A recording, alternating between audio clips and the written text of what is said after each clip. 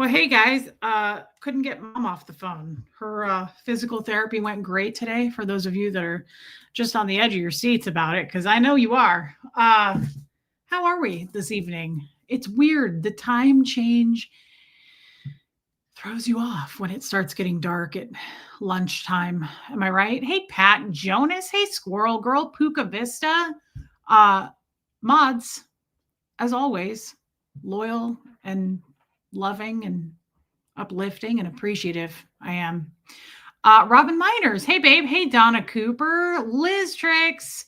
Yeah, Liz Tricks. Monday is hard when you've been on vacation for 2 weeks like yourself, but it's also hard the day after daylight savings. Huxley missed the bus this morning, and I was like, no. It was like 6:40 in the morning. I was like, no, no. Although it was interesting because it was bright as it would be at 10 or 11 in the morning. Confusing, I know. Hey, Kestrel. Let me scroll down. Lisa Kelson is here making manicotti for dinner. Wow, that's a task. I've never done that in my life. Hey, Diana H. Do I have lipstick on my teeth? No, okay. Lori Helker. Have fun, Pat Jonas. We love you, girl. Diana H., I hope you're feeling better. Hey, Just As I Am. Hey, LHC from LBC. Angie Mo. Hey, Lumen. I've got words. Rachel Sandy's here. DNV. Jamie Palmer. I love that. Hey, Alana. Alana, I really liked that song that you sent me. It was good. It was real good. Aspire to Inspire.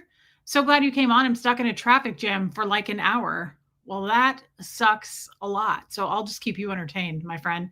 Hey, Kim Leaf. Hey, Armine. Anna Banana's here. Susan Cook. She's cute. I don't know if you've seen her. She's tiny. You can put that in your pocket if you want to. And she doesn't mind. Hey, Marie Marion. Hey, West Coast Fancy Nancy. Panda made it. I love her. Oh my God. You should have seen her Halloween costume. I'm still pissed about the time change. Yeah, same. I really hate the time change. Meredith Lynn likes it. I don't. Yawn made it. Starlina.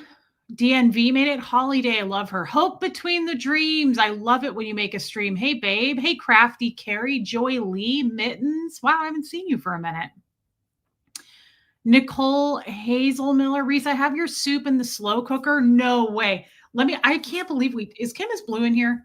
I cannot believe we talked about that soup yesterday and I didn't show you my masterpiece.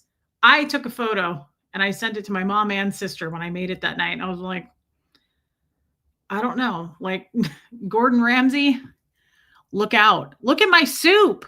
I made that, guys. I made that. I hope yours looks like that, Kim Leaf. I'm excited for you. That's the easiest soup I've ever made. And I said this before. The only thing I'm going to make it again. The only thing I think I need a little spice to it. I'm going to do some green chilies, Kim Leaf. I might chop up some fresh jalapenos. I'll let you know. Hey, baby lily pad. Wisconsin Barb made it. Renee B. Yeah, I get that. I get the nap thing. I try not to take naps, Robin Miners. I'm glad you made it. Because then I wake up more tired than I was before. Reese got sick while out of town, which included throwing away leggings and socks, if you know what I mean. Yeah, it's a fact. It's a true fact right there. Crapped in my socks. I wonder if Colts and Crims will stop by today, DNB says. Colts and Crims might stop by, or I might stop by over there. Okay? You know what I mean, right? Abigail, I missed you yesterday. Margie Barr, it's already dark up there in upstate New York. It sucks. It's awful. Reese, manicotti is super easy. I have a no meat recipe. I'll email it. I don't love manicotti. I know that's a terrible thing to say because I am Italian. Oh, you got sick. I'm sorry, West Coast Fancy Nancy. I find it kind of boring. It's kind of tasteless. I've had it with just like ricotta in it or whatever, what have you. If I was going to choose at an Italian restaurant, I'm just not ordering that. Now, maybe I would like it homemade. I don't know that I've ever had it homemade. But as far as like, I love tortellini. I love a nice manicotti. All those things in my life. But I don't know that wait, did I say, no, manicotti. No, I said manicotti. No, I'm mostaccioli. What do they call that? They called it that in Omaha. I think you guys call it penne. I call it mostaccioli. I don't do manicotti though, really. I'm just not that into it. And I'm sorry if that hurts your feelings. Maybe you could send me some that you make and then I could really try it homemade.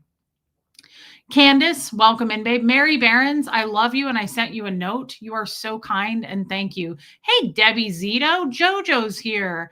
Don't get pancreatitis. Words to live by for sure. I've got words for sure. I actually have a doctor's appointment tomorrow. We'll be discussing that. Baby steps. Speaking of nurses, hey, babe, I missed you yesterday. I'm working on my email to you. Please don't think I forgot. And thank you for the gifted memberships. That is so kind of you, Baby Steps.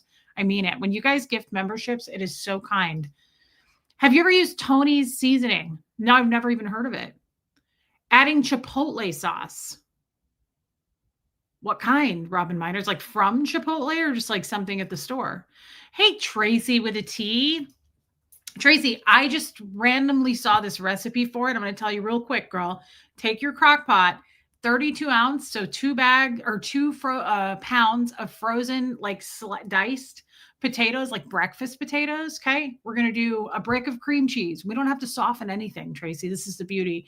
We're going to do 8 ounces of sour cream. We're going to do a package of shredded cheddar, whatever kind you like. I also added in some smoked Gouda from Trader Joe's because I love it. Okay.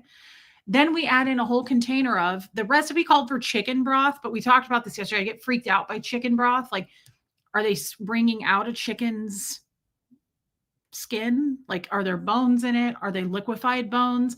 I don't want to know. So I did vegetable broth myself, Tracy.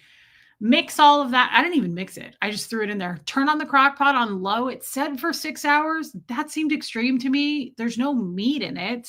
So, oh, and you can do bacon. I don't like bacon in there because it makes it chewy. So I put crumbly microwave bacon on top. You're done. I bought some green onion, and that's your life right there in a crock pot. Yeah, it was good, Marie Marion. Am I really behind? Ooh, crap, I'm really behind. Hey, Anne. You mean that's not a green screen? Of course it is, you old silly Sally. Mittens, Catherine Elizabeth Buttercream's first photo to celebrate 20 months as a member. I need to send you pictures of her. She is so cute. I love her. Catherine Elizabeth Buttercream. That's fancy, and you know it. I know it, and all the people know it. Thank you, Mittens, and thank you for being a member. Please send photos. Okay, I'll try your manicotti. Fine. Where do you live? Send me your address. I'll get there as soon as I can. I've been in the hospital. Okay, well, definitely prayers. Let's all just real quick. Your good vibes, Care Bear vibes, healing thoughts, well wishes. Send it via pigeon if you have to. But Mary Barons needs our thoughts and our love and our Care Bear beams. I love you, Mary Barons. I really do. Thank you. You're a carbonara girl. So is Tommy. He's a carbonara girl. And it's so gross to me. I can't watch carbonara. It has a raw egg, doesn't it?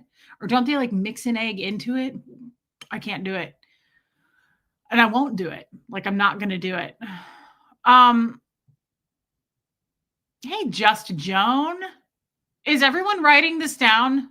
Sorry, I did a stream on it yesterday too, Lumen. Hey, Reflections. I see the need for a Reese cookbook. Okay, Liz, don't get ahead of yourself now. That's kind of extreme. Liz, don't do that, girl. I eat a lot of Amy's organic SpaghettiOs. Let's not get too excited. I love you too, Lisa Kelson and Craig. Thank you for being a member, and tell Craig we love him. Baby steps. I hate the time change as well. No worries about the email. Did you like the capybara pic in the email? Yes. I will be working around the house as I listen. She was so cute, your daughter with the capybara. And also, I don't know if you told her, just next time she's there, bring one back. Just, it's totally legal. I'll send you a permit. I just really want to make sure that she knows next time, please get me one. And thank you for your super chat. DNB, 20 months of loving you, Reese. And I love you right back, DNB. And thank you for being my friend. And thank you for being a member. Is that soup that you made thick? Yes, it's thick like me. It's thick like my thighs. Oh, the carbonara is so gross. Hey, Joanne Holly. I can't do it. I can't do it. Yes, it is thick. It's almost like a mashed potato consistency. I don't know how to thin that out. If you wanted to, I'm sure you could. Um, maybe I thought about this myself actually, like maybe adding some cream, like some heavy cream to it if you wanted to, or some milk even. I liked it thick. However, and it's good leftover. The only thing is, hey Thai Mark. Organic SpaghettiOs sounds like an oxymoron. I know, but they're delicious and I love that brand. Hey Tammy. Um, yeah, you could add more broth or water, says Jamie Palmer. I don't know why that didn't occur to me, but you have to remember I wasn't fully schooled. So I liked it thick. The problem is when I made it for a leftover bowl yesterday, I was like, oh, I'm starving. And I filled the bowl way, thanks, Zeno and the Body Thetans. I filled the bowl way too big. Like I was more excited than I thought I was. And by the way, by the time I got halfway through, I was like, Huxley, you're going to have to finish this. I couldn't finish it. It's very filling and it was very thick, but it reheats nicely. It's delicious and it really will warm the soul. Sometimes it makes me see that my future is going to be bright. Does anybody else experience that? Do you ever eat something and you're like, I see my future in this bowl of potato soup? Like, has that ever happened? It's happened to me. Details at 10, Reese likes it thick. Did I miss the soup? Time Mark, we talked about it yesterday. Would it matter if you use fresh potatoes? I believe you probably could. I don't know how to make potatoes. I've never done it. That's not true. I made a baked potato once in the microwave, but I don't know how to like boil potatoes. So I've always shied away from potato soup or anything that's going to be like just I like the path of least resistance. I like to cut corners. Okay. I don't want to spend all day boiling potatoes. I don't know how to do it. And just, I don't have that kind of time. So I'm sure you could, but why would you? It makes no difference. You throw in those frozen ones and it changes your life either way. Hey, Charisse, I really do though. I have eaten so many different food items and I'm like, damn, like I feel like a better human being. Like I see a different future for myself. There's a fork in the road here and I'm going to take the brighter one. Baby steps, you have to get in line. She'll be the first in line. She is an animal lover. She also wanted to bring a cat home from the cat cafe in Japan. And why wouldn't she? I don't know why you wouldn't. Why wouldn't you? Right? So next time, just put it in a bag. Just bring a bag. And I want to get the capybara. So if anybody can just ship me one of those, that would be great. It's just some sort of a travel companion that I will be going along with from here on out. And thank you again for the super chat, baby steps. So actually, oh yeah, I love a broccoli cheese soup, Tammy. I love, and I don't, that was the first soup. Was that the first soup I've ever made in a crock pot? Funnily enough, I make soups in my Dutch oven. I love a Dutch oven. Do I need to do something there? Do you guys remember Ryan, my friend Ryan? Years ago, he was like, you don't have a Dutch oven? And I was like, no. He also cooks with, cast iron, never done that before, too afraid of it, too much time. It's time consuming. So same thing. And he got me, hey, look, guys, it's 4:44. He got me or he had me buy, I went with him, a Dutch oven. And I make stuff in that all the time, but I've never made soup in a crock pot. Hey, happy thoughts. But I've made tons of stews in a crock pot. So it's kind of the same thing. I mean, I don't know if a stew is a soup. I'm kind of shocked you call yourself a Midwesterner, yet you don't know how to cook potatoes. We have to remember something. You have to remember, hey, Gemini girl, I was not really raised with parents, those pesky parents. So I didn't learn how to cook until I was married to Jeff. That's not true. I used to smoke cigarettes on Thanksgiving Day. I'd smoke like a pack of them when I was like 19 and I had my own apartment and I never knew how to make a turkey. Hey, Ruth Anna, but I made all the sides. Like I made green bean casserole. I made a potato casserole, but not boiling potatoes. Hey, no one? A Bobo. But no, you're right. I never really learned how to cook. He's so nice. And he's your friendly pooping companion because I've been trying to poop the last couple of days. And this is what he does when I'm trying to poop. And I go, you know, you can go out there and wait for me, actually. Like, I'm not going anywhere. I'm not going to flush myself or anything. And he says, well, actually, Mom, it's good to have a pooping friend with you, a pooping partner. And he says, and it's good to be together when we poop together. And he says, I really think that if I'm here, it would help you to poop more. And he says, plus, I'm an expert because I eat poop. I eat a lot of shit all day. So I know what I'm talking about. And I say, oh, wow. And so we poop together now. And you saw the broccoli short I put up. That's why his wind is extra. It's a lot of extra bad. Yeah, but he's been sitting with me when I poop, and it really does help. And you know what else we love about Bobo? Well, he doesn't kiss, which is probably best since well, hey, Kate, welcome in. It's probably best because he eats turds that he doesn't kiss, but he's your emotional support kisser. Like, if you want to kiss, you can kiss his face. And here's what I love about Bo. I was telling him this while I had time to sit on the toilet and use my squatty potty. It wasn't coming out.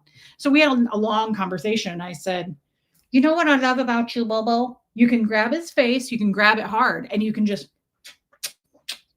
and you can do that. And you can kiss all around his face, but he won't kiss back. But you know what I like about that? I saw somebody giving up a poodle the other day, and it made me really sad. And they were like, it bites, it nips. And I was like, you know, I never thought of that. Bo could do some serious damage. He's huge, and I've never even considered it. I grab his face all the time. I mean, all the time. I do it in bed at night. Like, he sleeps next to me like a human being. I will grab, especially with his hair all pooted out like that. It's so fluffed out. So it's easier to grab him. I don't hurt him, but like, I will grab his face and just forcibly kiss him. He never kisses me back, but he doesn't care. And his tail starts wagging. And then I thought about that and I was like, oh my God, what if he bit my face off? Like, I don't want to be insensitive, but what if like it was like that one lady who got her face bitten off by her pet gorilla? Remember that? Like, I was like, wow, that poor lady. I didn't even think about it. And she got a face transplant. I think she's doing great. I'm happy for her that she survived. Hey, whine a little bit more. Good for you, girl. He is so kissable, West Coast Fancy Nancy. And I never thought about it. Never occurred to me. I never thought about it. Hey, Michelle Lynn. I've never really been worried about that. Now, animals treat you the way you treat them. What's funny is I was in Ecuador and there was a cat laying on a table. I took a picture of the damn thing. It was huge. It looked like a jaguar. It was black. And it was on a table of bracelets. I was doing my regular shopping that I always do there at the markets. And it was just laying there. And you have to remember, it's a totally other country. There's no rules. No one cares about anything. And I was just petting this cat for like 3 minutes straight. And I was like, he's so cute. And I'm telling people who don't speak English and no one cares. But I'm petting him and he turned around and bit the shit out of my hand. And I was like, uh-oh. Like, I didn't think about that. And I forgot that cat bites can really be infectious. Like, cats' mouths are so full of bacteria. I think dogs probably are too. But I was like, oh shit. I mean, not that there's, hey, Joanne Morrison. Well, that's horrible. Oh my God. No, he would never bite me, baby steps. Missed you all. My lovely mom passed away on Monday at 94. Wow. A life well lived. I need to just relax and enjoy my Reese fix. Wow. I mean, I am really sorry. Like my mom says, the day you lose your mom, everything's different. And I believe that, even at 94. But that is a life well lived.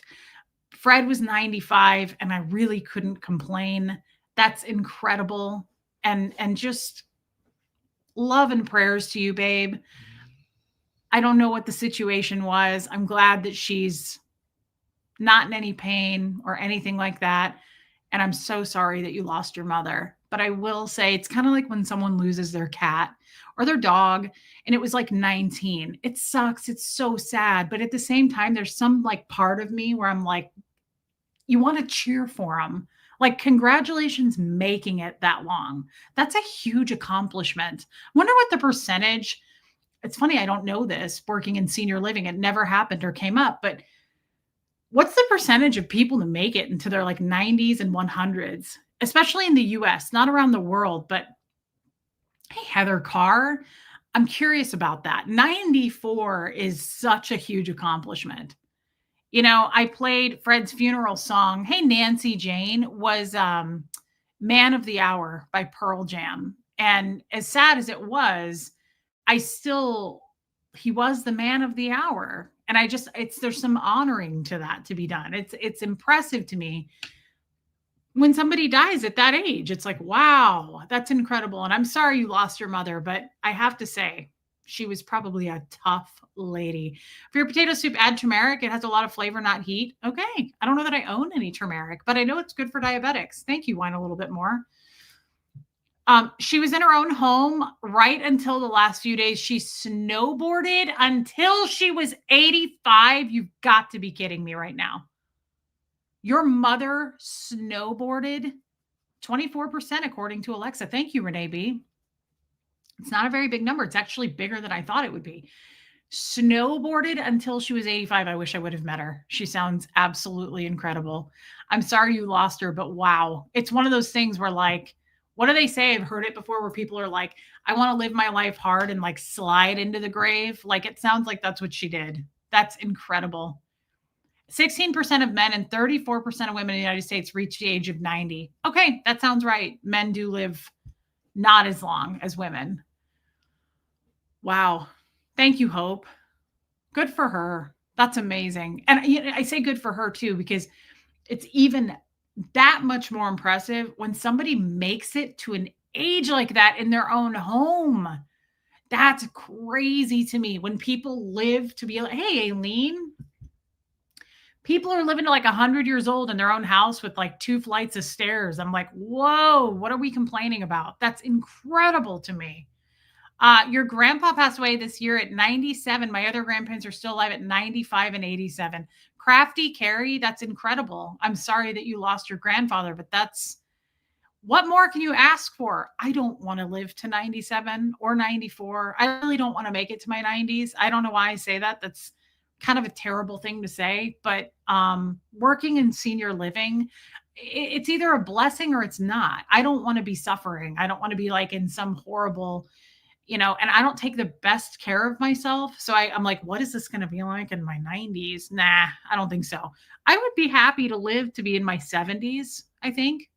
But I say that now, wait till you get older. And then it's probably like, yeah, like my mom is 70. That's not old. That's not old at all. 80s really isn't that old either, but it depends. There can be old people that act old in their 80s. And then you got Joanne's mom who's climbing Everest at 85. Hey, Buffy. I feel like my Nan will live forever. She's 95 and still in her own home. That's incredible. Happy thoughts. No one wants to live as long as possible. I don't know why I'm not into that. I'm totally okay with death. I'm not afraid of it. And I feel like I'm only 73 and I ain't near dead yet. See, Vicki Andrews, you're on the Zoom calls, and I would have never guessed that you're 73. Wow. Maybe people are going to live older as we go into the new, medical stuff is so different than it. I think about that with my grandparents. I never met either one of my grandfathers. Hey, Judy Lee. And one of them died of esophageal cancer and the other one died of leukemia. And they were both like in their 40s, young men, right? You know what's interesting about that? They were both mail carriers. Kind of love that. But I wish I had met my grandfathers. But I bet today they probably would have lived longer. I don't know. Death is petrifying, says Happy Thoughts. I'm not afraid of it. I'm actually kind of curious about it and don't want it to happen tomorrow. But I also feel as though there's probably a lot more there. Nobody knows. But I just think, what's going on after that? When Fred said, see you on the other side, I thought, what is the other side? I mean, it just kind of sounds, I'm curious about it. The death part will suck, and let's hope it's not like painful and awful, but once it's over, it's over. Is there a fate worse than death? Does anybody know the answer to that? Hey, Shelly Kelly. So I had a long conversation today with a friend, and I actually do have a topic, and it's stirring things up for me. This is a thing for me. It's festering, like it's brewing. My paternal father lived until 93. 3 years before he passed, he put a new roof on his house. Okay, so I just have to say before I get into my topic, that's what I'm talking about, West Coast. That's Fred. That's a generation that we will never get back. So people, if you know guys in their 90s, if you know women in their 80s, 90s, cherish them because we're never going to have that kind of a generation. Those stories alone, all the things they've seen and heard, we're never going to have that again. I'm sorry, but like people, younger people are not the same version of what we have in that generation. They're just not. They are magical. They're angels. They're incredible. Their work ethic, just their family life, everything. Not every single one, but for the most part, once that generation is gone, it'll be sad. And then you'll have some grandpa named Justin one day and he's full of tattoos and it just won't be the same damn thing. Justin will be playing hacky sack in his 80s, just tatted out and sleeved. And you'll be like, what happened to all the Freds? What happened to all the Ednas? Right? Where's the Gladyses? Instead, it's going to be like Justin's and Kendra's and Kylie, your grandma Kylie. Does anybody know a grandma named Kylie? Absolutely not. You don't. You don't have one of those yet. You know, what about like Kyle, your grandpa Kyle? No, you don't have one of those. That doesn't exist. They don't exist yet. And what's going to be even weirder is you're going to have some grandpa Clayton one day and he's going to have like neck tattoos. That's not the same thing. It's not the same thing. It's not going to be the same. Guys, just cherish it, please. Cherish it. I know what I'm talking about when it comes to old people. Okay. I know it. I speak old people. Okay. So my real topic, made some notes. Okay. That's how important this is to me. Okay. There's some things. I had a grandma named Grandma Candy. Yeah, it's weird. It's weird, isn't it? Time Mark.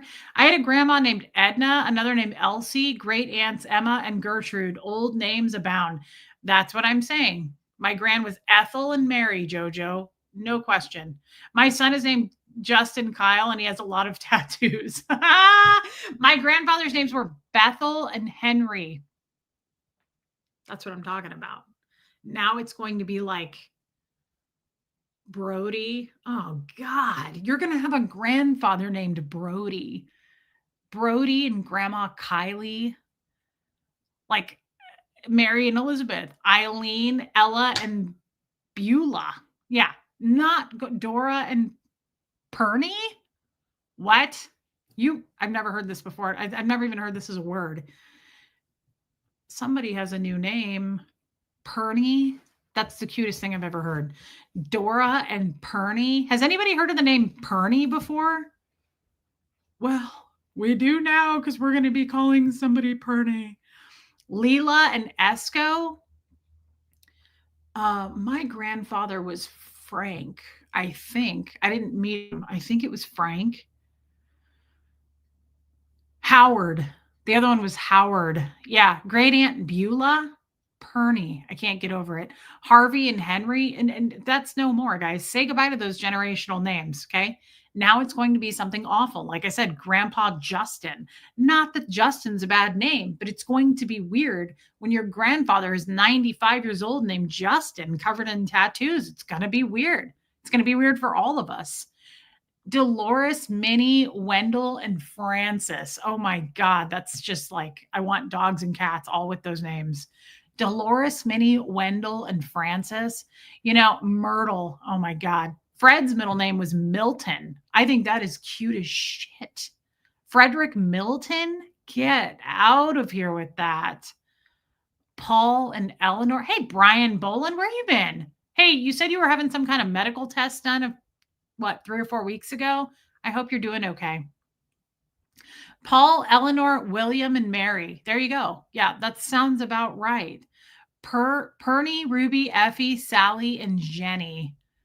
It doesn't get better than that. DNV, Nelda. Never heard of that one either. Priscilla and Mabel. Oh, Mabel is so cute. Hazel, Bertha, and Sadie. Those are beautiful names. I love Hazel. That's a cool name. My grandma's name is Marilyn. See, that's another like very old school, pretty name. I love that. I love that name. I also love Meryl. We've talked about that. I love the name Meryl. I think that is, and for a man too, I just think that is, do you remember we talked about this recently, that movie Signs, M. Night Shyamalan movie. What was, what's his name? Joaquin Phoenix. His name was Meryl in that movie, and I'd never heard it for a guy. And I thought that was such a cool name, and it really fit him. It really fit him. Can you imagine celebrity kids as grandparents, Grandma Northwest? No, but it's going to happen. It's so weird. Lewis and Theodore, those are fantastic. Frida, that's awesome. Madge and Thelma, Donna Cooper, that is, oh, Madge is really cute. Lester and Esther, Minnie Bell and Kenneth. Get out of here. That can't be real. Minnie Bell? Oh, that's cute. That's top that. Try. I dare you. That is the cutest thing I've ever heard, Shelly Kelly. Besides your picture, though, your picture, I hope you don't change. That is so cute. Thank you for your super chat. Dixie, Uncle Jay is 85. Oh, it's so cute. Hey, it's Teresa. Hi, recent chat. I'm having a hard one today. It's day 14 out of 19 radiation treatments. Okay. On the lighter side of things, my grandmas were Bernadette, Bernie for short, and Ruby. I love Ruby. I love that name. Viola, of course. And Teresa, I'm so sorry that's happening. So you're 14 out of 19 radio. Okay. Absolute healing vibes to you, babe. I totally get it. I don't get it because I'm not going through that. I'm going through that with a family member, and that's hard enough, and I can't imagine. So I love you. We love you. We ask about you a lot. We worry about you. Thank you for checking in, and I'm sorry that you're going through it, babe.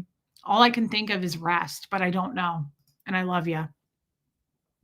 Boy, I haven't seen you in a long time. Beth knows photos. Brody is my son's nickname. Full name is Broderick. Ooh, I love that. Ooh, like Matthew Broderick. That's a cool name. That's a really cool name. Nothing wrong with the name Brody, but hey, Linda. But it's weird when you think about your grandfather, Brody. Like, that's weird. It's different. It's going to be a whole new thing. Charlotte's a really pretty name, Pat Jonas. Charlotte is a really pretty name. God, Mabel is so cute. Mabel is adorable. Oh, I know. If I was ever going to have a girl, I wanted to name her. Love you, Teresa. You're here for it. We're surrounding you with extra love and emotional support today. My grandmother, my Italian grandmother, her name was Lucia. I love the name Lucia. And if I ever had a girl, that's what I wanted to name her, Lucia. I just thought that is the cutest name. It's such an adorable name. And I wouldn't even care if people called her Lucy. I think Lucy's really cute. But Lucia, I always thought was such a cute name. Such a cute name. Hey, Angel K. Charlotte is cute. I even like shortening that to Charlie for a girl. I think that's really cute. Hey, Rain. A great Uncle Cassius. That's a cool name. Oh, I love that, Hope. So, yeah. Isn't that cute, Angie Mo? So I do have a topic. And again, it's kind of been, it's been eroding for me. Like, if that's the proper word. Anne, Henry, Josie, and George. So cute. Josie's a cute name. Josephine's a really cute name. Oh, I love that, Hope. Luciana, is that how you would say that? Luciana? Hey, DS, Katie, Diane. That's okay. We're just really chatting. I was going to get into my topic. We're only 30 minutes in. So I don't know. This is one of those things. Sometimes I have streams like this where I don't, I have the concept in here, but it's hard to get the words out sometimes. So we'll work through that. Anne from Massachusetts. My favorite name is Amanda, which I named my daughter. We call her Mandy. That's really cute. Amanda's like not quite an older name. It's kind of my generation probably name, I feel like. But I don't know any older women named Amanda yet. Unless you consider me old. Hey, Love and Life. I don't know how to get this out. Like, we'll bridge the gap. I don't know quite how I want to get this out. But I feel like I need to talk about it. I feel like it's a topic that I need to discuss. And yesterday opened it up quite a bit for me. And then talking to a friend about it today opened it even more. No, Angel, I'm just getting into it, girl. Speaking of Angel, I think you're the one that asked me yesterday. I think it was you when you said, "Do you feel healed from the Jeff stuff and the Jester stuff?" Didn't you ask me that, Angel? I'm almost positive that was you. And that was such a hey, Melissa. That's okay. We're just getting started, girl. That was such a good question because I had never I love it when you guys ask me questions because again, it prompts me. It gets me to think. It gets me to work through stuff. So it's fun for me to do it. I overthink. Yep, Angel asked me that. I overthink things throughout the day so that I have content. But yeah, that's a cool name, Beth Knows Photos. But was my Zoom call yesterday. My channel Zoom call was not yesterday. No, I have a Zoom call with my other job though, every day almost. And so I like to be I like to dive into those kinds of questions, Angel, and it got me thinking. And then I spoke with a friend today about it. I feel very healed from that. I really do. Nobody's ever fully healed. There's, to me, in my opinion, there's always more work that can be done. How's my neck? It's not fucking great, Buffy. It's worse when I lay down and sleep. It's fine right now, but I did take a bunch of Advil, so that's probably a false feeling. Thanks for asking. I don't believe that anybody's ever healed. Like, I don't believe that any of us are going to die and go, well, she did all the work, she put it all in. I could be wrong about that. But for me, I love therapy. I love talking about these deep subjects, and we've got a lot to touch on.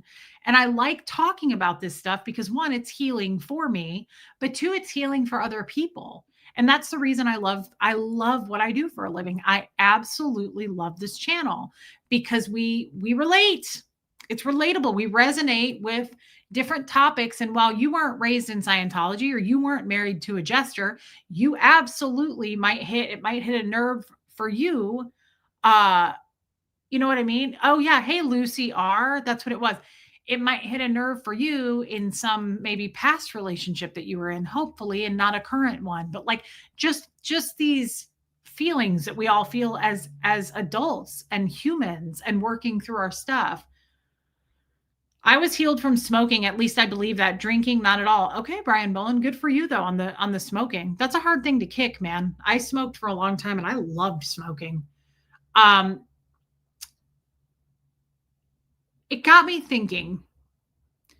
And hey, Sarah from Cali, it really got me thinking about I'm not really done, I think, working through before we start talking about gestures and the ins and outs of gestures.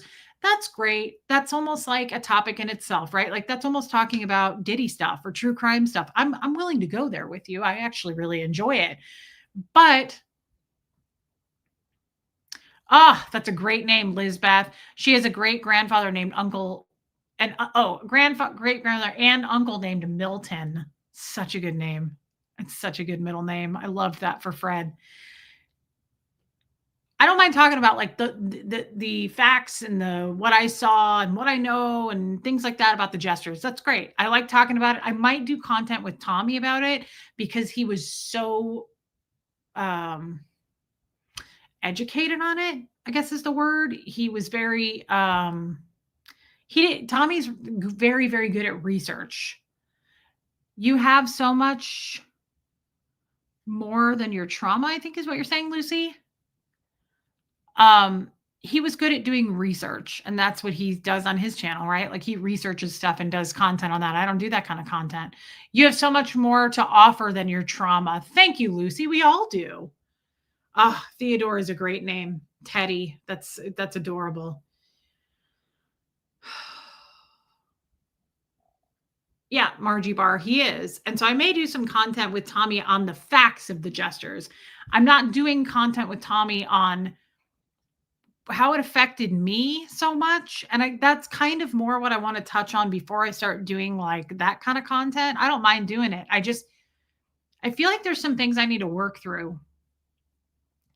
And I was talking with this friend today, and I titled this Power and Control. Good for you, Mary Barons. Title is Power and Control because there are so many think there's so much I still think that I'm not working through. I think it's intentional. I think I can only work through so much and deal with so much. Like I deal with stuff as it comes, but sometimes it's hard for me to I'm sorry, Puka Vista, I get that. Sometimes it's hard for me to confront certain things only because it's not that I don't want to, it's that I'm working through so much other heavy stuff. I don't know if that makes sense, but like I don't want to add that to my plate.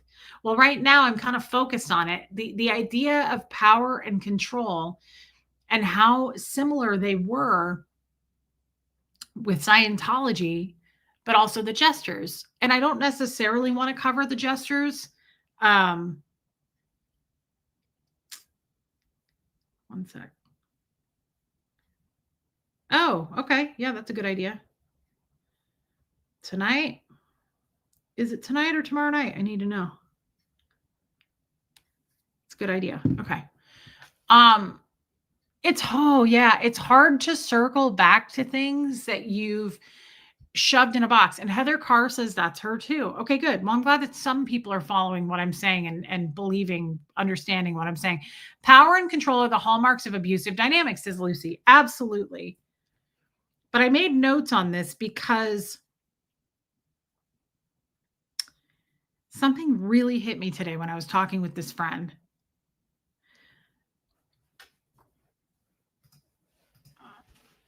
Hey, Martin. Angie Mo, while this is your journey alone, it's also okay.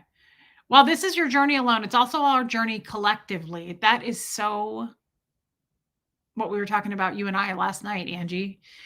Things discussed here help so many of us at one time or another. It's beautiful. This is so true. And Hope is right. You have to keep doing the work.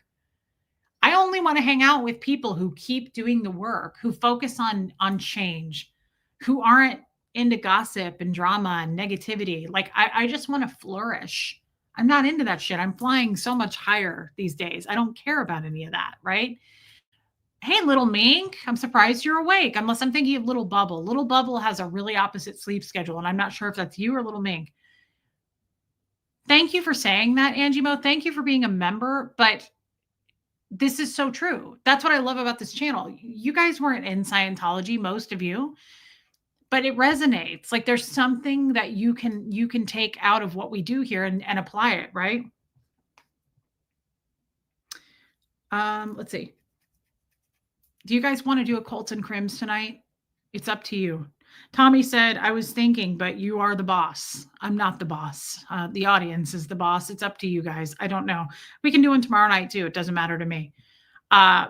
Listen though. So I made notes and this really rocked me today. I was talking with a friend and this really rocked me. And I don't, it took me years. I don't think it doesn't happen overnight. It took me years. I don't think you can ever be fully healed from control and abuse, but you can progress. Yeah, so this is true too. Sadly, that's true. Happy Thoughts. I wish that you could, but I've also heard Scientology, thanks, Lisa, is one of the harder cults to deprogram from.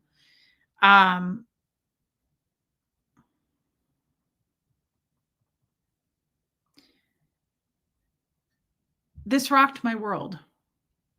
This rocked my world. And it won't rock your world so much, but it did for me. Okay. Sometimes a simple concept comes across me when I'm talking to someone and I'm like, oh my God, okay, it is Little Mink. I'm like, oh my God, I have to make a note of that. Happens to me a lot in therapy, but it also happens to me a lot in daily conversations with people that I talk to. Something that I really, really, really understood today on a deep level, and it made me very depressed, to be honest.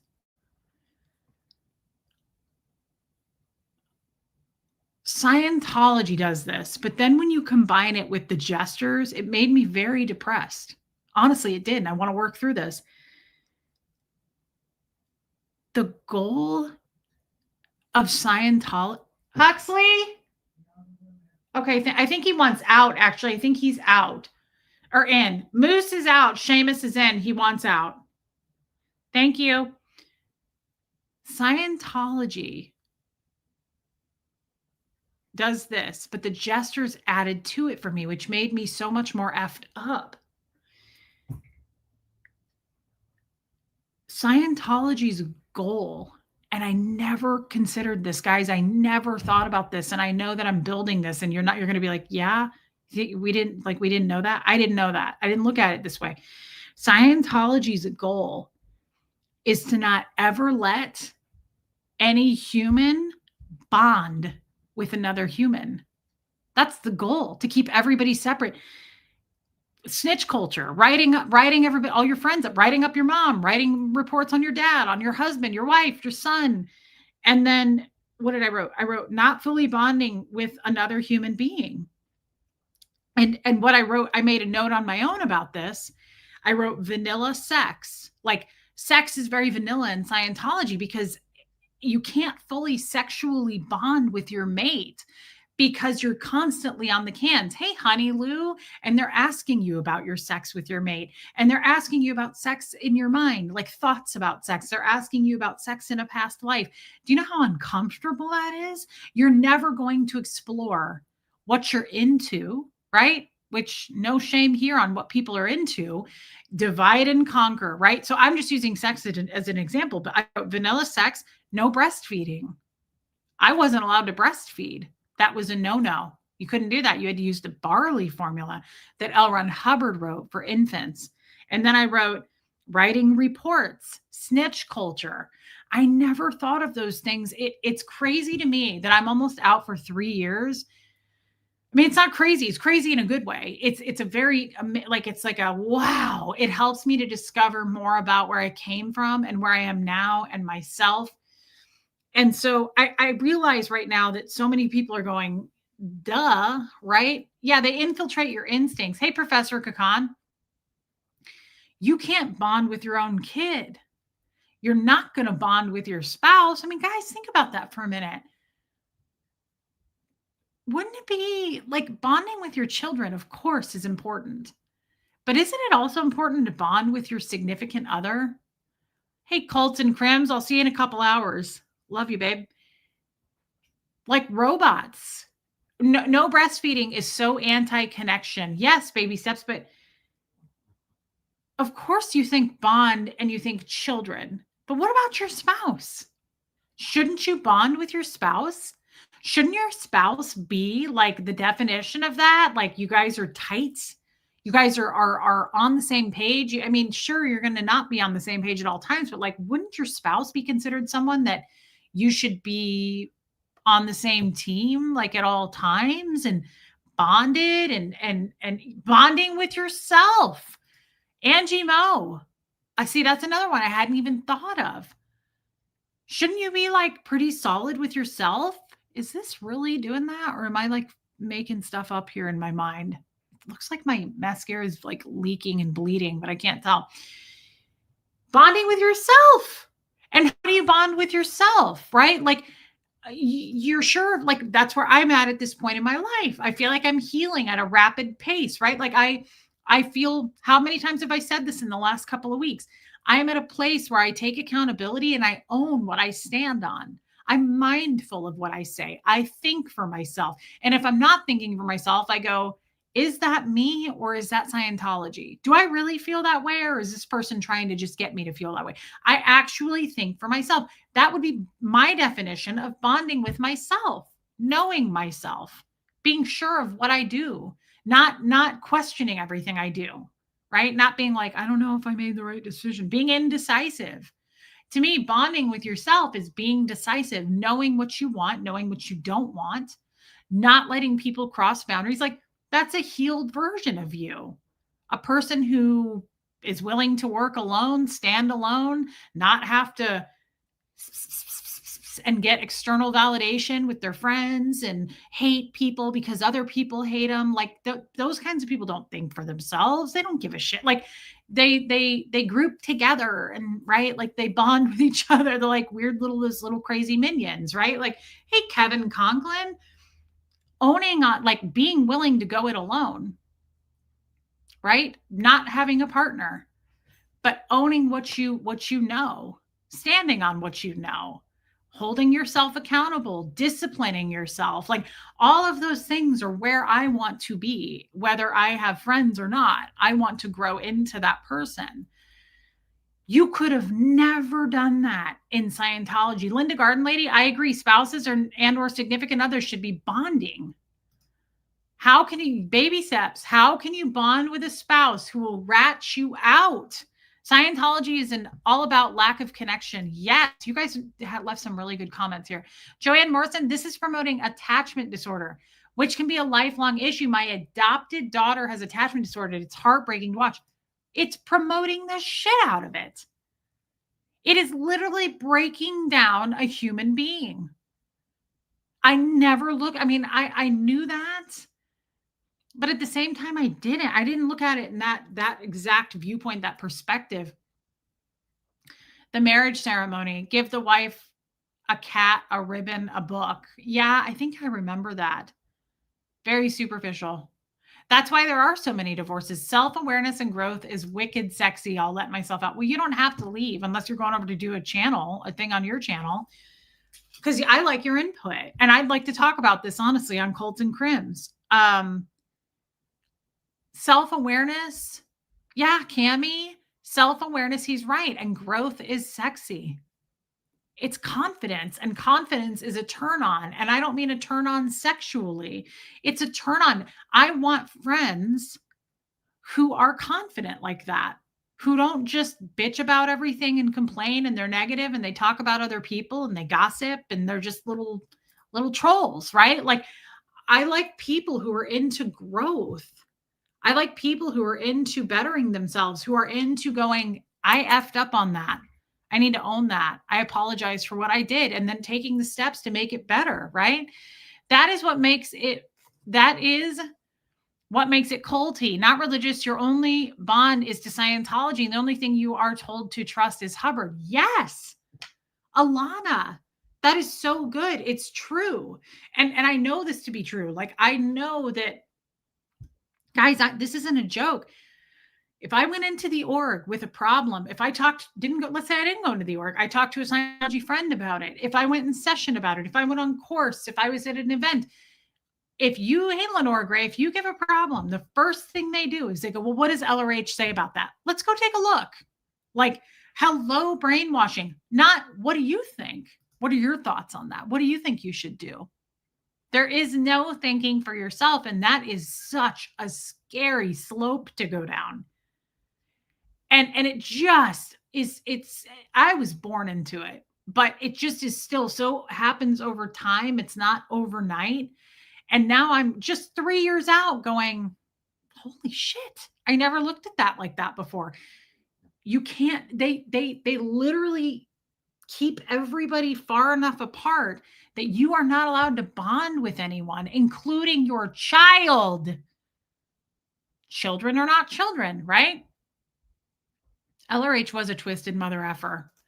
Tough show to do before Cults and Crims. I feel welcome here. Just busy. God bless and love you, Reese. We can talk about this on Cults and Crims. Okay, love you too, babe, and I'll see you there.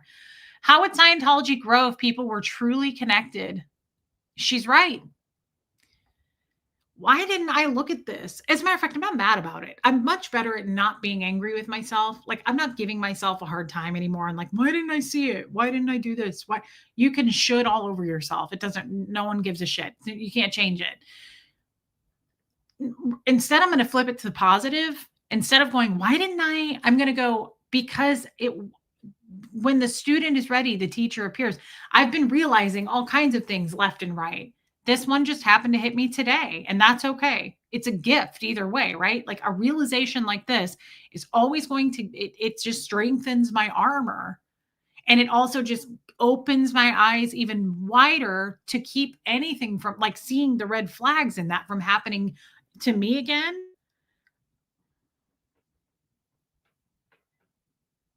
That's so nice. Thank you for your super chat. And you make such a good point. But it opens my eyes wider to spot that stuff. You weren't capable of seeing the forest for all the trees. The fog is clearing now and you can see it all clearer. Yes. If children aren't children, there's no reason to protect them, which leads to abuse. It's such a good point. It's part of it. But I can see a bigger aspect of it now. And this too. And every person that you would take any advice from was reinforcing the same cult think, right? So everybody's thinking the same way. Every single person is a soldier in line. Every one of us. We all study the same tech. We're all doing the same thing. We're all writing reports on each other. Yeah, Linda Prowlis says, as long as you're aware now. I am so grateful every day for these gifts. These are gifts, guys. When you realize something, who knows that feeling of like really having an epiphany and you're like, oh, it feels so good. It's almost like for me, it's like a drug. I get like a rush of blood to my head. I'm like, oh, I love it. And it happens to me almost daily, at least like 3 to 5 times a week now. I'm like, that's a God thing. For me, it's a God thing. It doesn't have to be a God thing. You don't have to agree with me on that. But for me, it's a God thing. I'm like, thank you. Thank you for this gift. That is a gift. Like, it only helps me to know more about me and where I came from and where I am now and how I feel now. And I won't it this one in particular strengthened my boundaries. I won't be so quick. I gotta say too, like I am just withdrawn from everything right now. I think it's also like where I need to be. I'm just withdrawing to just absorb some things, put some things together, think things through. I'm also doing a bunch of stuff behind the scenes, so that helps. But I'm not jumping into relationships so much with people anymore. And I hate to say this, but I'm also not jumping into people's bullshit. People really sell a lot of bullshit. They want you to think something. It's kind of like dating somebody in the beginning. The first like 6 months to a year, you don't know that person. They're giving you a version of them, right? Like you're probably like meeting them a little more and a little more, and it's chipping away. But like that's not, people sell a lot of shit that they really aren't. People also need a lot of strength in numbers, I notice, like they need validation to feel strong, to be a bully or whatever it is. Like they can't stand on their own. I'm not into that right now. I'm not into what people have to say to me. Like, show me. Behavior is what's true. So if I see that somebody is not adding up with what they say they are, I'm done. Moving on, right?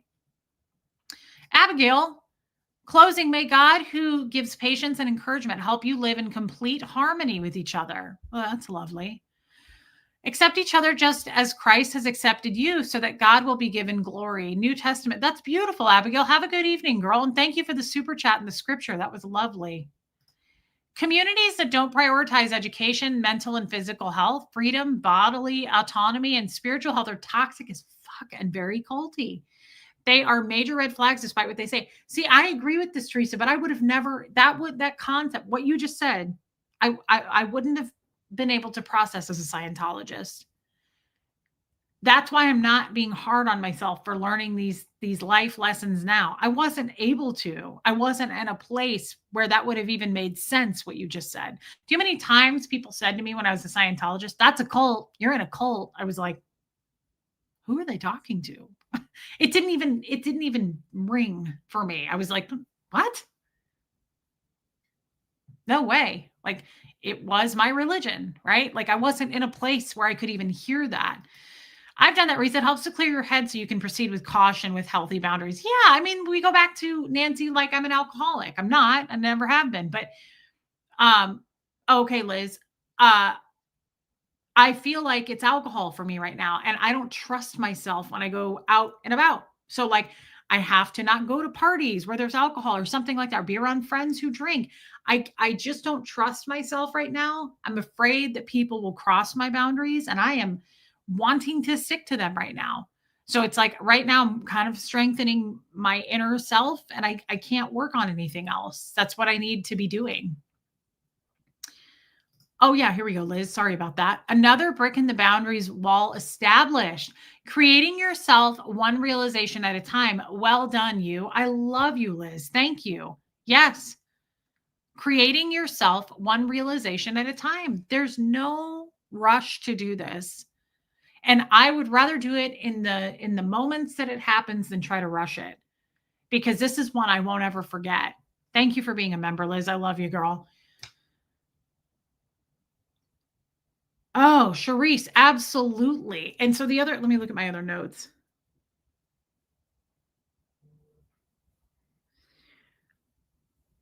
So that's huge. Not fully bonding. First of all, I have another note that I made, but before I go into that, I just, it's hard for me because I'm realizing like the depths of how evil Scientology is. I used to kind of like when I was first out here in the real world, I was like, yeah, it's bad. I mean, I was raised in it, but like I would justify it and it was kind of all I knew. Hey, Bo Beats. And let's say you made it to OT3 and heard the Xenu story. Would it have changed your opinion on Scientology? Absolutely not. No way, Martin. They could have told me anything and I would have gone along with it. Nah. Love you, Mary, and I hope you feel better, babe. Thank you again for today. Now I'm looking at it more on a deep level. That L. Ron Hubbard, man, that is like really satanic to take human beings, tell them that they came from ice cubes and all this crazy shit. I mean, that alone is isolating. I don't care what you say. When I was told that I was dumped here in an ice cube as a child, I think I was told that around the age of 5, that I was dumped into the ocean in an ice cube. That alone really traumatized me. Like I was terrified of the ocean. I still am. I'm terrified of the ocean. I love the beach. I love laying on the beach. I'm not getting in. And I took a cruise once and I was like really, really uncomfortable. I would do it again if I had to, but I really don't like being on boats. I don't like it. And that is isolating in itself. You know, telling someone where they came from. Yeah, no one says because we were raised that way and we thought it was normal. Absolutely. And I don't, that's that's how it was. I'm not mad at me about that. That's what I believed. That's what I was told. Ruth Anna says, I'm so happy for you, Reese, and your growth is just amazing and you are an inspiration. Thank you so much, Ruth Anna. That is, sometimes I need to hear that. Days like today, I need to hear that. This was tough. This was a troubling breakthrough for me today. Thank you for saying that. The ice cube thing. But it's not, that's, oh man, there's just so much to this. And this is what I like to unpack. It's hard for me. It's mentally hard. It's a lot of work going back through these memories, these moments, but still, I wouldn't trade it for anything because I need to know where I came from and I need to know why I am the way I am and I need to know how I can do better. And that's the only way, really honestly, is going through it all again. But realizing today that so the reason there's so much more to this, I was not allowed to bond with Huxley to this moment in time. We were talking about my parents, my friend and I. And my friend said, this is my other note I made. Did your parents know they were parents? That's what my friend said. No, I really didn't in Scientology, Martin. I didn't question things like that. That's a bizarre question, what I just said. Did your parents know they were parents? That's a weird thing to say. Let it swirl around in your mouth a little bit and see how it tastes. It took me a minute because she goes, did your parents know they were parents? That wasn't a dig. That was a real question. Reese, one of the many ways I see recovering from Scientology, see how you rely less and less on its language. A year ago, you seem to still really want to use it. Yes. Thank you for that, Teresa. That is a big difference for me. The other thing, Teresa, you might notice is that I'm better at saying I used to or we used to, if that makes sense. Like I don't say like I don't talk like I'm a Scientologist as much anymore. I'm doing better. Alana, and thank you, Teresa, for saying that. Cami, what a beautiful thing to say. The reason you're doing so well now is because you have developed your insight. Yeah, it's developing. I would say it's developing, Cami. Thank you for saying that. Alana, I remember when you were out for a year and thought you were cured from Scientology. Now you are peeling back the layers of the onion and see how many more there are and growing with each peel. Hugs. You're so right. I remember being so on the surface, and thank you for your super chat. That was so kind. I remember being very much on the surface and I was like, I'm totally like better. We've talked it out. Everything's good. Holy shit. Who was I kidding? I was lying to myself. I was kidding myself. Somebody told me, Tommy told me this, but somebody else told me the same thing that like a cult expert said, what is it? It takes for every year you were in Scientology, it takes 3 years to deprogram from. We got a long road ahead of us, but it's a road that I want to do the work on. I want to discover more. I want to know more about me and why and where I came from and where I am now. I really do. I love this kind of talk. This is the kind of stuff. This is why I say hit subscribe because I'm not just it, I know my purpose more than I ever have. I don't exactly know where I'm going, but I have a good feeling about it now and I feel solid with myself. And I want to use my voice to help people. I want to help people as much as I possibly can. People leaving cults, people in abusive situations, kids, anything like that. I really want to be able to reach out and help people and inspire people, right? So it's more important to me now than ever. So that's why I always say hit subscribe. But thank you for that, Alana. Give yourself grace when you make mistakes. I say this because I have a hard time giving myself grace. Absolutely, I'm better at it, Nancy. And it's a thing we have to work on all the time, especially women. It really takes time to unpack the abuse. So many different tactics were used. And those come to the surface, I think, declassified. I think that's what we're looking at here. It's like Alana said, I feel like I'm like, oh, well, I feel better about that. Mm-mm.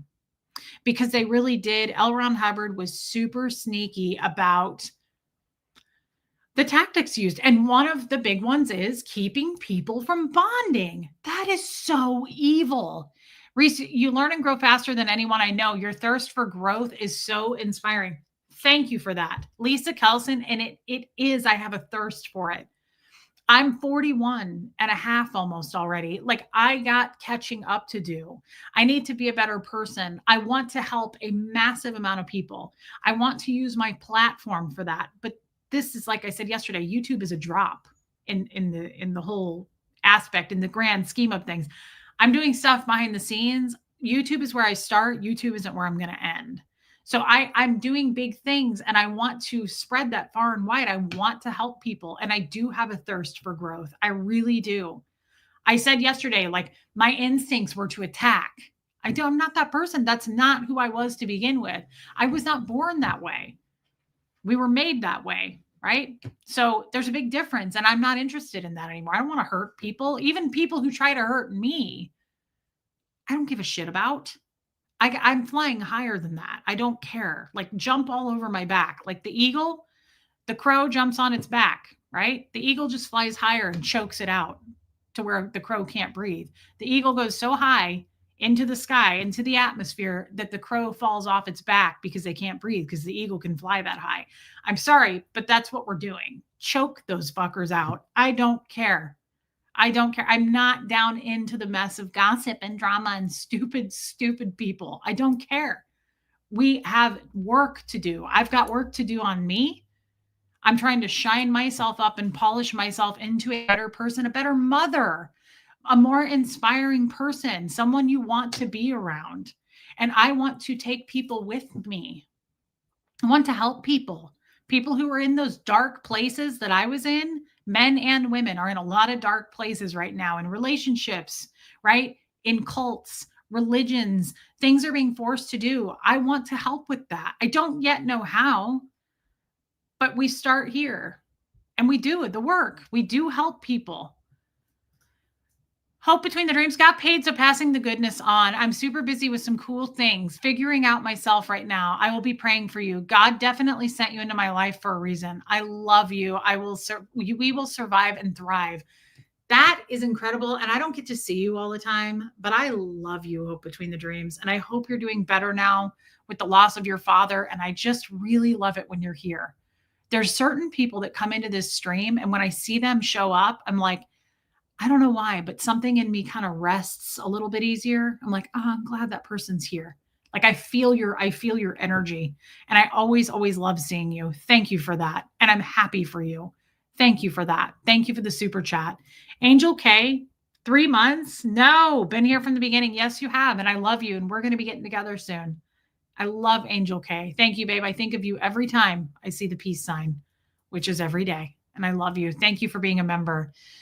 Baby steps, it will take you less time than most to deprogram because you are working so hard with such persistence. You want it bad. Hey, Amy Edge, she's right. She's absolutely right. I got to tell you guys, it's not that hard to just open your eyes, take a look around. I'm not here to shame people, but you can tell the ones who want to do the work. You can tell the people who want to hold themselves accountable to a higher level. You can tell the people who want to help. Take a look around. How many people want to actually help others? I don't know. How many people want to inspire people to be a better version of themselves, to get therapy, to get help, to mend fences in relationships if they can? How many people do you see like promoting that and wanting to do that? Or how many people do you see that are just all about themselves? They're very self absorbed. They're negative as shit. They band together to hate people. They're gossipy. They're negative. I mean, ugh, like, ugh, get out of here with that shit. It's outdated too. Hate is dated. Hate is dated. I don't fly down into the fucking crappy, dirty area where those people are. People like that are exhausting. And I am standing on firmly that it's a choice. It's a choice to be around shit like that. It's a choice to respond to shit like that. It's a choice to waste your energy on shit like that. Don't tell me otherwise. Don't try to make excuses and go, well, I didn't know. And like, it's a choice. You know in your gut how people make you feel. And I'm the first to admit I have overlooked those red flags. I've hung out with negative vampires my whole life, right? Not anymore. I recognize it. I spot it and I'm done. I don't want to be around that kind of energy. It's outdated. Trolls are outdated. And I mean trolls in your life, people who bring you down, people who are negative, people who are just like old gossiping. It's like you're just not interested in change or bettering yourself in any way. I don't want to be around that shit. It's poison. Baby steps, I love you and thank you for saying that. Yeah, hate is dated. It really is. Our society really needs more people that are trying to find their own way to help others. We all need to show up and support and whatever. Yes, way we are diversely resourced, right? So it's like the opposite of Scientology, Teresa. Like everybody's keeping people apart and keeping them from bonding. We need the opposite of that, like you just said, right? Like it doesn't need to get weird, but there's nothing wrong. Like I saw that meme that said, if you can hate anybody for any reason, why can't you love somebody for any reason? Why can't I? If you want to hurt people and cause destruction and damage, that's easy. Anybody can do that. Focus on what can you do to repair damage? That's magic. I want to see that. I want to see more of that. What can you do to take accountability and help people? I'd like to see that. What can you do to make changes in your life that better you and everybody close to you? What can you do to be fucking inspiring? I'd like to see that. Those are the kinds of people I want to hang around. I don't want to be around people that are like, did you hear the latest? Bye. You're boring. It's boring. It's old news. Hate is dated. It's about to be 2026. We're over that shit. We're flying higher. Be the eagle. I'm serious. I'm not trying to be cheesy here, but be the eagle. They just fly higher and higher into the atmosphere and they choke out the crow. Choke the shit out of those people. Choke them. I hope you guys choke in your atmospheres because I'm going to go higher than you. You used to say you were as shallow as a puddle. I did. I used to say I was as deep as a puddle.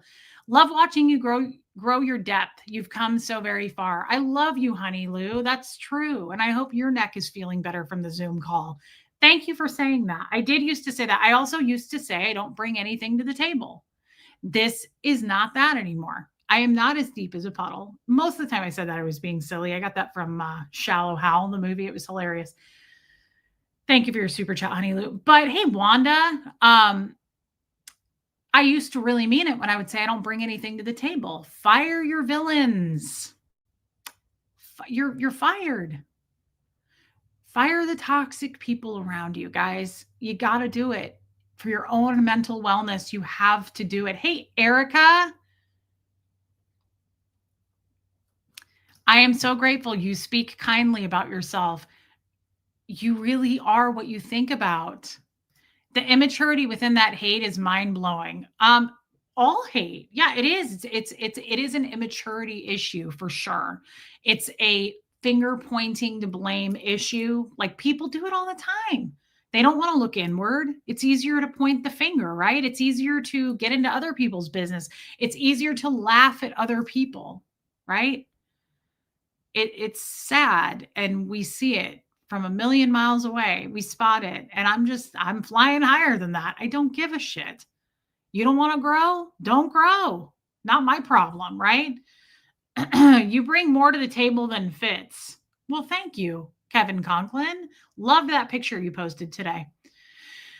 Teresa, some people have time or energy to share, and others have money or goods to pass on. What is it that you have to share that can help others? Nothing is too small or generous, right? And the other thing is, I saw something or heard something the other day. What did they say? People who try to tear you down are never succeeding. Like they're never doing well in life. Do you ever notice that? People who are only into like the mud and the gossip and they want to be ugly and negative, they're usually failing. They're usually failures. They're usually losers. Like they're not doing well. They usually are not. That's pretty typical. So many people don't want to look at themselves. They want to blame those closest to them, of course, because they don't want to do the work. And that's okay because we're not in their neighborhood. We're not on their channels. We're not in their lives. I'm here on my own channel doing my own thing.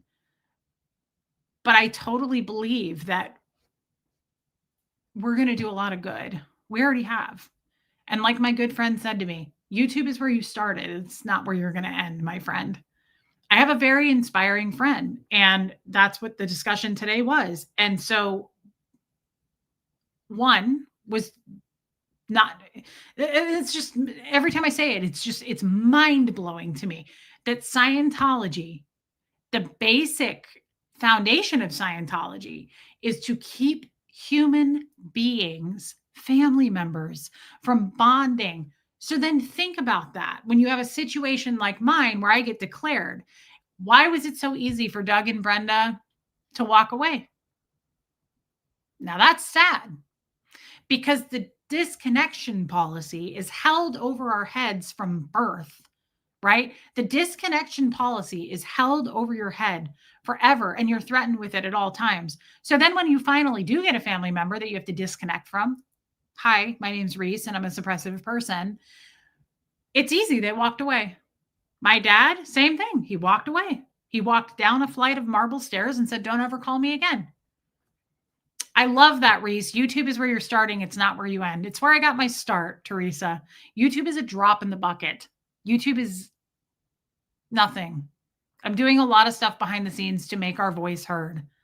I want to help as many people as I possibly can on a grand scale. Total mind control. I don't mesh with negative people. It just brings me down. Of course. And you spot them right away. You know when they're negative, right? And they're not winners. It was so easy because Scientology was their number priority. Yeah, I know that can't be because they're the most ethical people, right, Martin? I just think that is so incredibly dark and evil. And speaking of bonding, so like you can't bond with your spouse, you can't bond with your kids. I was thinking about this from the flip side yesterday. What? You know why I brought that up or why I thought about it? Today's November 3rd. I believe November 6th is my old brother-in-law's birthday. So the Argises had two boys. I was married to Michael, that's Huxley's dad, and they had Sam, who is a little bit older. Sam was in the Sea Org, was married, they got pregnant, and now they're out. Okay, they're going back into the Sea Org when the child is 16. Sam's birthday is in 3 days. So I started thinking about that. And I was like, I wonder what they're doing. They're all together in Clearwater. They all live in Clearwater. And I thought, how effed up is it? What do they say to themselves? So like I have Huxley, but I don't have like a group of people to talk to about it, like within my family. Like we don't talk about it. What the hell? You guys for a second be Doug and Brenda Argis. What do they do every year? Like, what do they do when Huxley's birthday? Huxley's birthday is in like 2.5 weeks. What do they do when they think about it? What do they say at Christmas time when they know that half their family is now gone? Michael, Huxley, and Reese are just bye-bye off into the forever. Speaking of bonding, right? Like what is going through their minds? Do they ever bring us up, do you think? I'm asking you guys, do you think that they ever say like, "Boy, I wonder how Huxley's doing. How old will he be this year?" Like, is it just normal or do they never talk about it? My guess is Doug never brings it up because if you remember when we got divorced, we couldn't tell Doug we got divorced for over a year. We had to pretend we were still married because you couldn't shake Doug's tree. Nobody could say anything that was going to upset Doug's little baby ears. So, my guess is that, yeah, denial, says Alana, denial. Big time. Like, I'm guessing big time. Liz Tricks, it's so sad that these people wallow in hate and muck. Yes, it is. It requires so much more energy to be negative and toxic. It absolutely does, and that's why people who are negative and toxic they look old as shit. Do you ever notice that? They're unattractive. We talked about this yesterday. People who are unattractive but have a beautiful personality suddenly become attractive. It's the same thing. When you're negative and you just focus on the negative and hate, you are ugh. It's all over your face. It makes you ugly outside just as much as it does on the inside. Positivity is like smiling. It takes a lot less energy. So lift people up and live a happy life helping others. Isn't that like what we want to do? Isn't that where we want to be? I don't know about you guys, but even when I do something small and I help somebody, like when Huxley helped that old man, yeah, you off for the most part. When Huxley helped that old man at Costco, he was really old and he had a bag of dog food in his cart. Huxley took his cart, loaded his car for him, and took the cart. And the old man was like, "There are really still good people in this world." And I said, "Yeah, there are." And I said, "Have a good day, sir." And he said, "It starts with how you're raised at home." And he looked at me like a compliment to me. And I was like, "That is so kind, but I'm actually his older sister. Our mom is in the car." Thank you for a super chat, Liz. I was like, Mom, where are you? I was like, he's my little brother. No, it actually works. If you help people, and I believe what we do here is helping people. I know it is because, Liz, did I tell you thank you for your super chat? I'm sorry, I was so busy thinking about what you said. Thank you for your super chat. If you actually help someone, like when people email me and they're like, "Hey, Reese, I don't want to share this with the group, but you helped me with this today. Hey, Reese, I've never shared this with anybody, but this is a burden I've been carrying for 40 years and I want you to know about it. Hey, Reese, I'm in a really abusive relationship and I'm getting divorced and I want you to know." I know I help people. We help people here as a community and it's incredible. I want to do it on a larger scale. Back to what my friends, okay, thank you, Liz. Back to what my friend said, though. Also, you could be his older sister that he has raised with him from birth. Still great parenting. That's right, Angie. They do say the way out of a bad mood is to help another. Copper Top, yes. Why in the world do you want to waste your time hating and tearing down and being negative? What a waste of time. And it does age you. I don't care if someone is visually attractive. If their personality is ugly, I don't want to be around. Well, that's what I mean. You can find someone who's like chiseled and beautiful and just how gorgeous and they look like a god or a goddess, right? But the second they open their mouths, if they're rude to people, if they're shitty to people in the service industry, they're immediately ugly. That happens all the time. Your personality is really what makes you attractive. It's true. For me, that's absolutely true. The only true currency is the effect that we have on another. Like if you have a bad effect on people and you're rude and you spread gossip and hate, you're fucking ugly. I don't care who you are, you're ugly. Sense of humor always gets me first. Me too. But the other thing my friend said, and then I guess hit subscribe while you're in here. I won't stay on too much longer because I'm going to do a show on Colton Crims, but I also kind of want to continue talking about this if you guys are up for it. I do like to get Tommy's insight on this kind of stuff. The other thing my friend said was, did they know they were parents? This makes me think of Helena the other day when she did that super chat when we were talking about parenting. A few of you said it, but Helena was like, what did she say? Now I can't remember. Are you in here, Helena? I just went blank on what you said. You used a word, and I said, "What is that, though?" Oh, I'm present. You said I was present, and to me, that's all subjective. What is being present in somebody's life? Is it overbearing? Yeah, Helena, like a helicopter parent, or like we all have our own definition of what present is. So when my friend said that to me today, and she said, "Did they know they were parents?" That's not a, she didn't mean it as a dig.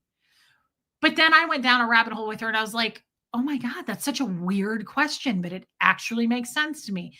Did they know they were parents? And then I said, and I felt really guilty saying this to her, but I said, do I know that I'm a parent? I don't know that I would go so far as to say I'm not very good at this. I'm not very good at being a parent. I need to check out now for today, but I really want to thank y'all for helping me boost my mood today. Hearing this positivity helped pull me back out of a dark place. See, this is so inspiring to me. Teresa, I'm sorry what's going on with your radiation, but I love you, and anytime you can hop in, we want to love on you and support you. Thank you for coming in. Thank you for staying with me, girl. I love Teresa. A lot of you would go, "Oh, Reese, you're a good mom." Okay. I mean, I appreciate it. I'm not a terrible mom by all means. The kid's not abused, right? Like he gets what he needs. He's got a roof, he's got heat, he's got good food, he works out, he does what he wants, right? But there's a difference between being raised and being watched. I'm not sure that I was qualified to raise a fully formed, functioning, mentally well, stable human being. Now, in all fairness, I'm not sure with all the people walking around on planet Earth that you meet, you're like, are they all there? So I don't know that everyone is qualified and like they think they are to be a parent, but that's subjective. What is like to say, did they know they were parents? I would say my father really wasn't up to code on what a father should be. He didn't give a shit about his children. I truly believe my dad didn't want children. The way he treated us and threw us out like a piece of trash, and the things he said, like, of course, I don't think that he. Thank you, Kevin Conklin. There's a huge difference in not being good at a thing and not having confidence in your ability. Heather, that's a great point. She makes a good point. I'm just saying, guys, the fact that you care about being a good parent is proof to me you are. If you didn't care about it, that's not good. I appreciate you saying that. Here's my issue. Sorry, I keep fluffing my hair because I just feel like it looks flat. Here's my issue, guys. I don't think I'm a bad parent. It's not that simple. But I do think I'm cold. I think I'm cold because I was trained that way. The desensitization that is ingrained in me is fairly cold. Now, oddly enough, I'm a really good caregiver. Oddly enough, I'm very empathetic. But I don't I'm just gonna say I don't know. I do know. You have a lot of volume at the crown. It's good. A lot of that's why whenever I get it cut, I have her cut these layers. See these short pieces? She's always like, "What do you want done?" I'm like, "You know what I want, girl? Like I want them short here because I tell her it volumizes. If you have long pieces here, it weighs everything down. So when I do this, I fluff up those shorter pieces and then it stays because my hair is dirty. I washed it yesterday and I hate hair washing day. It doesn't do it. It lays flat. It's boring. The day after hair washing day is where you get the volume. Thanks for noticing. I would say my tone is cool as a mother. I don't have a lot of sympathy. I don't have a lot of that, like, oh, like, I don't do that. I never have. And even when he was a baby, I was never like, I was very like taught to talk to him. I was just kind of matter of fact. Thank you, West Coast Fancy Nancy. We are cold because it hurts too much to feel all the things, Reese. It's way too much. Well, I agree with this, but we are doing it now. I want to feel everything. I'm like, I want to touch all the grass. I want to see everything. I want to see the leaves. I feel like we've been in cages And no one, now we're being let out. And I'm like, oh my God, the sun. Like, I want to experience everything. I'm getting there. I'm not going to stay cold. I haven't stayed cold. As a matter of fact, think about why we're cold. It goes back to I was never bonded to anyone. You think I was bonded to my mother? No fucking way. You think I bonded to my dad? Absolutely not. You think I'm bonded to Brianna, my sister? Nobody's fault. That's not an insult. That's we weren't allowed to. That kept everybody apart and not able to do that. So now I'm 41, Brianna's 45, and we're not warm. And people say, why don't you hug your son? I wasn't raised to do that. I wasn't bonded. Yeah, I'm realizing this in real time, West Coast Fancy Nancy. I really want to talk to Tommy about this on Colton Crims tonight. There's so many ways to parent, and I was not raised that way. I was raised, I used to wish I was Annie. Oh, I used to love watching Annie. I had the hots for Daddy Warbucks. And that makes all the sense in the world now because he looks just like Fred. I had such a crush on Oliver Warbucks. You don't even realize. I'm poor as a mouse. I'm rich as a Midas. I love that scene in the end when he's wearing a white tux and they're just like dancing on the stairs. I wanted to be that girl so badly with that man. Inappropriate at a young age. Very inappropriate. But I also had the hots for Hannibal Lecter. Okay. We'll work through that at another time. I wasn't allowed to bond with anybody. So it makes all the sense in the world. I bonded with Fred. That's probably the first person I ever bonded with. And why did I bond with Fred? Because Fred was the first person that ever came along that gave me a completely safe playing field. I knew he wasn't going to rat me out. And he walked around all day going, I'm rooting for you, kid. I'm on your side. Fred just overwhelmed me with safety. He did. I just realized that. Fred overwhelmed the shit out of me with safety. He was a walking safety net. He just was like so confident in himself and his abilities that he'd just look at me and go, I'm rooting for you, kid. And I was like, nobody's ever rooted for me before. That is such a cool feeling. Then I truly believe this when I realized it today and I was thinking this. I very much bonded with Tommy. We all know that. We watched it happen on camera.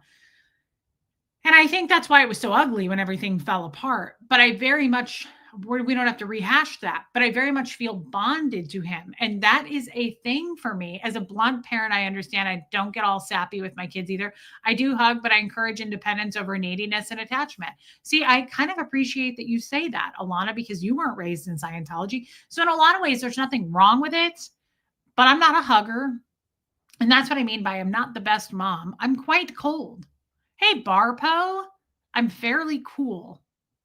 I really am. I'm like, well, I'll help you figure that out, but we need to figure it out. And I'm also like, well, there are consequences to your actions. And I'm also like, well, you're going to be accountable for what you did. And I've also been very upfront with him about just over the years, like we've talked about sex, right? Again, I feel like it's been age appropriate, but I'm just very matter of fact about life with him.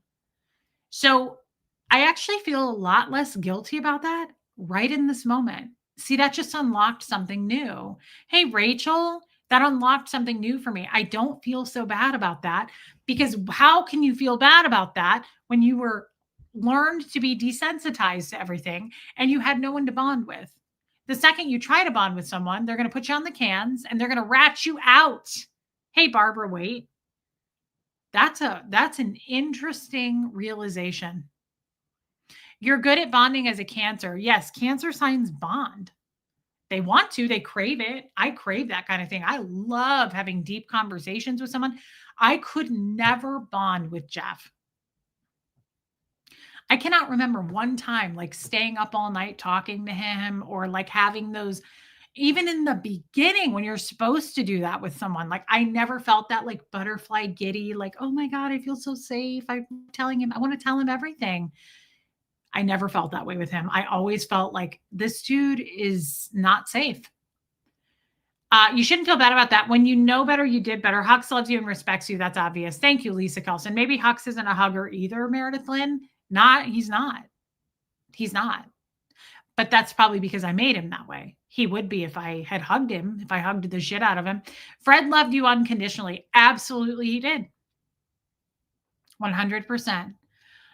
Hey, Tara, not being a hugger does not make you cold. Not being a demonstrative person does make you cold or unfeeling at all. I was raised in any cult, but I'm naturally distant physically. Yeah, I understand. That just made me think of something that you just said.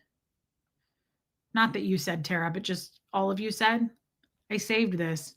Made me think of my so the gestures, I didn't even really get into that, but the gestures also I feel like kept you from bonding. So think about that for a minute. I kind of look back on that and I think, was he trying to groom me to be like a jester girl or like pass me around with the other girls with the other husbands? Like, do you remember we talked about that? Like they would grab me, grope me, I would cry, I would say to Jeff like they did this and he'd be like, "Well, I didn't see it." You're lucky to be a jester wife. There's a lot of clout. Like there's a lot there. Like he would make me feel like I was the problem. I saw this quote today. It's Friedrich Nietzsche, I think is how you say it. I want everybody to think about this as we come to an end. This is a very interesting quote, and it made me think about Scientology and then entering into the jester cult. Read that. Is it better to out monster the monster or to be quietly devoured? Interesting quote. Is it better to out monster the monster or to be quietly devoured? I thought that was really interesting. And it pertained to a lot of the survival mode I had to enter into, especially as a jester wife. I've talked about this. I never felt like I was going to mentally snap and break down as I did when I was a jester wife. Scientology never made me feel that way. Lisa Kelson, yeah. It's a very interesting quote, and I think you should ask yourself that. My girl doesn't want to be hugged or touched at all when she is hurt or hurting. She needs time to process. Maybe I can hug her. Every person is different. Erica, you're absolutely right about that. That's such a good point. Yes, we are hope between the dreams. Margie Barr says out monster. It's an interesting question, Rachel, and I want everybody to think about it. I actually would like to talk about that more tomorrow when I do another stream. Hey, Deborah Ricci, while you're here, I mean it. It's important to me. Please hit subscribe. I just have so much I want to talk about. Don't do it if you don't want to, but it's just important to me. I really want to, these are interesting topics and I want to get people's feedback on this kind of stuff. It's the stuff that's the thick of things that helps me to grow and continue to learn things about myself. Oh, that is the nicest thing I think I've heard. Kevin Conklin says, I wish you had been my mom. That is the nicest. That is such a kind thing to say, Kevin. Wow. That is a huge compliment, and I appreciate that so much. Thank you. Somebody said on Colton Crims the other day, I wish you had been my daughter. I would be so proud of you. And it really rocked me. I thought about it all night long. No one's ever said, I wish you had been my daughter. I would be so proud of you. I can't say that I have parents that are super proud of me. I couldn't speak for my dad. I think we all knows that he wishes I were dead more than my haters, right? But my mom, I don't know that my mom's proud of me. I don't know that I would say my mom is proud of me. My mom loves me, but I don't know if she's proud of me. She never says that, and I'm not sure. I often say it to Huxley. I want him to know that I'm proud of him. Thank you for saying that, Kevin. Baby steps, you desired to have warmth, connection, to be understood as a child. Hux wants that too. Let that lead the way with Hux. I think you do. Just trust it. That's a beautiful thing to say. Thank you for that. And it's great advice. It really is. Baby steps, thank you for your super chat again. I wish you'd been my sister. Angie Moe, we look alike. We could be related. Maybe our parents were more loosey-goosey than, well, I know mine was. Okay, so Colton Crims, you said when? I think we're going to do Colton Crims at 7:30 my time, which is Central. Have you asked your mom if she's proud of you? No, I haven't, Rachel. It's a weird question. I don't know that I would ask of my mom. As a mom, I would be proud to have you as a daughter. Thank you. West Coast Fancy Nancy, I love you. Thank you for saying that. It's just so validating for people to say that because I'm not close to my parents, one of them, not at all. And so when someone says, like, oh, I wish you would have been my daughter, I wish you would have been my mom, I would be proud of you if you were my daughter. Like, that is such a nice thing to say. No one ever said they were proud of me. It's such a foreign thing to say, and it's very, very kind. So thank you. Oh, damn it. Can I ask you guys something really quick off topic? Everybody left, but real quick for the people who are still here. I'm going to get a Bible quote on my arm tattooed. It's we've talked about it before. I absolutely have decided I want it. I always think about tattoos before I do it, and it's a Bible quote I really want. I'm going to get a sun and some clouds with it, but I really want to. Is this off topic too much? Just really quick, guys. I want to, by the way, Colton Crimson, an hour and 20 minutes. I want to get Fred's tattoo a little bit jazzed up.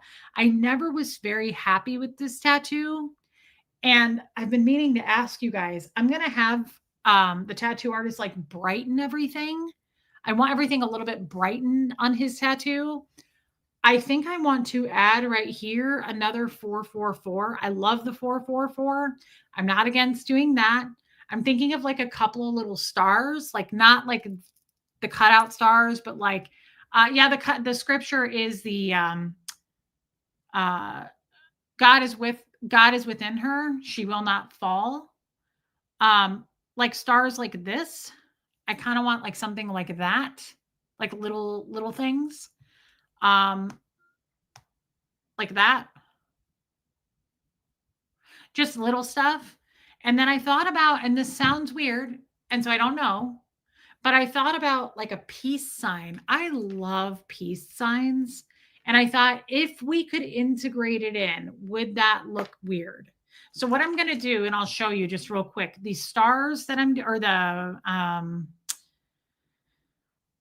get it together, Reese, the cloud, I'm doing something like this.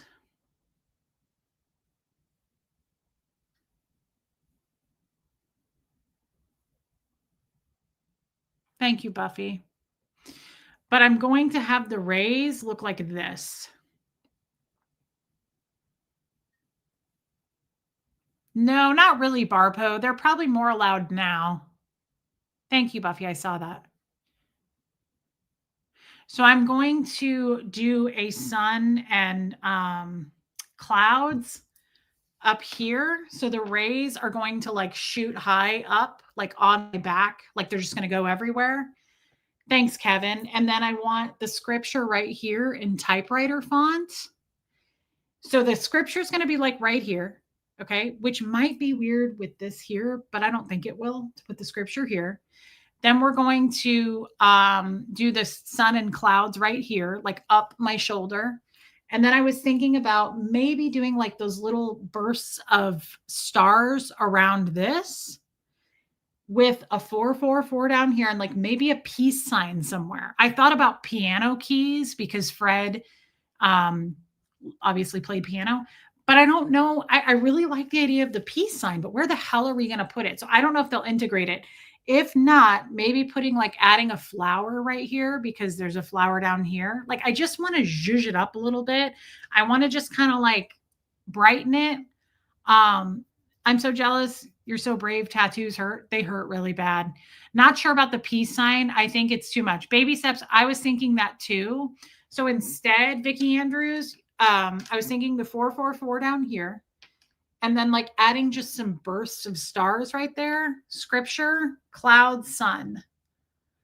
I don't want to get hated on for it. Tara, you're not going to get hated on for that. I want your opinions. What does the 444 stand for? Carrie?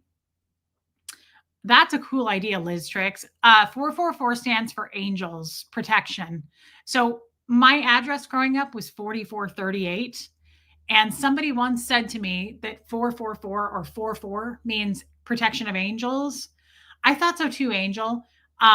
But when she said to me, she goes, with your upbringing, it's amazing that you weren't hurt as a child, that when your dad was gone all the time, that this little blonde girl walking to and from school wasn't like no predator got a hold of you, that you didn't hurt you didn't burn your own house down, like any of those things.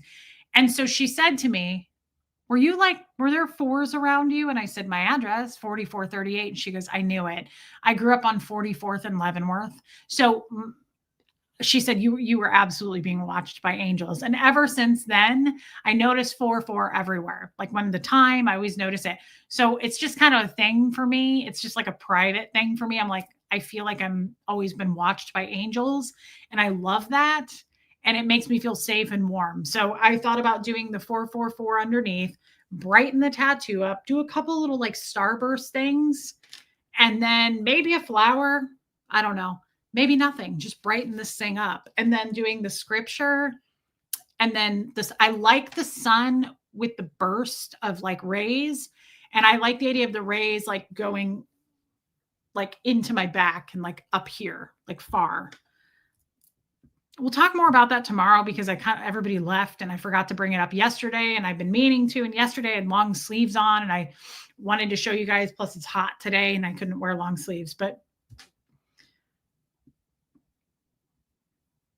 understood. Hey, Patty, Francis and Mabel, Samuel and Edith. Those are old school grandparent names. That's the real deal right there, Patty. I love that.